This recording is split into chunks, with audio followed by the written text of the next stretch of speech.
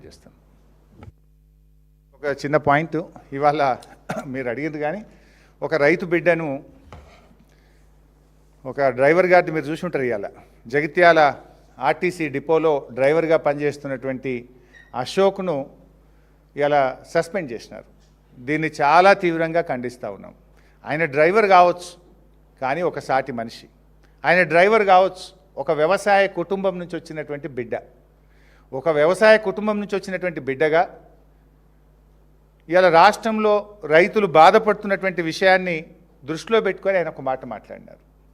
కాంగ్రెస్ నాయకులు petrol diesel మీద ధర్నా చేస్తున్నారు. అక్కడ పెట్రోల్ డీజిల్ మీద ధర్నా చేస్తూ ఉంటే అటువైపుగా బస్సు నడుపుతూ వెళ్ళినటువంటి డ్రైవర్ అశోక్ గారు ఆయన ప్రజా సమస్యల మీద స్పందించిండు. ఈ ధర్నా బాగానే చేస్తున్నారు కానీ వడ్లు కొనుండ్రి, మక్కలు కొనుండ్రి, రైతులు ఆగమవుతున్నారు అని చెప్పి ఒక సాటి మనిషిగా స్పందించిండు. ఒక రైతు కుటుంబం నుంచి వచ్చిన బిడ్డగా, రైతు కష్టాలు తెలిసిన వ్యక్తిగా వడ్లు కొనుండ్రి, మక్కలు కొనుండ్రి అని చెప్పుడు తప్ప. అంటే ప్రజలకు ప్రజాస్వామ్యంలో డాక్టర్ బాబాసాహెబ్ అంబేద్కర్ మనందరికీ మాట్లాడే స్వేచ్ఛనిచ్చారు. తమ అభిప్రాయాన్ని వ్యక్తం చేయగలిగే, వ్యక్తీకరణ చేసేటువంటి హక్కును భారత రాజ్యాంగం మనకు కల్పించింది. ఒక డ్రైవర్గా ఆయన స్పందిస్తే రేవంత్ రెడ్డి గారి ప్రభుత్వం ఒక నియంతృత్వ వైఖరితో ఆ డ్రైవర్ను సస్పెండ్ చేసినారు.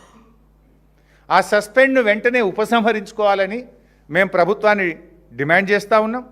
మీరే చెప్పినరు, మేము 6 గ్యారంటీలే కాదు, ప్రశ్నించే గ్యారంటీ 7వ గ్యారంటీగా మేము అమలు చేస్తాము, ప్రజాస్వామ్యానికి ప్రశ్నించే హక్కును కల్పిస్తామని చెప్పి మీ 6 గ్యారంటీలతో పాటు 7వ గ్యారంటీని మీరే ఇచ్చారు.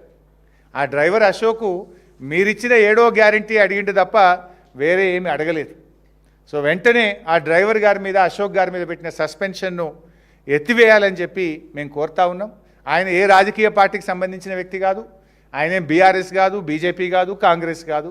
ఆయన ఒక డ్రైవర్, ఒక రైతు బిడ్డగా తన అభిప్రాయాన్ని చెప్పింది. కానీ అంత మాత్రాన మమ్మల్ని ప్రశ్నిస్తే మీ మీద వేటు వేస్తామనేటువంటి నియంతృత్వ ధోరణి విడనాడాలని, అశోక్ డ్రైవర్పై పెట్టిన సస్పెన్షన్ వెంటనే ఎత్తివేయాలని చెప్పి మేము డిమాండ్ చేస్తున్నాం.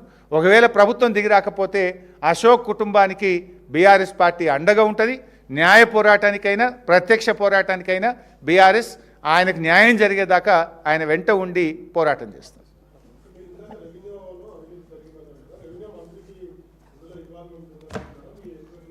ఇక అది ఎవరు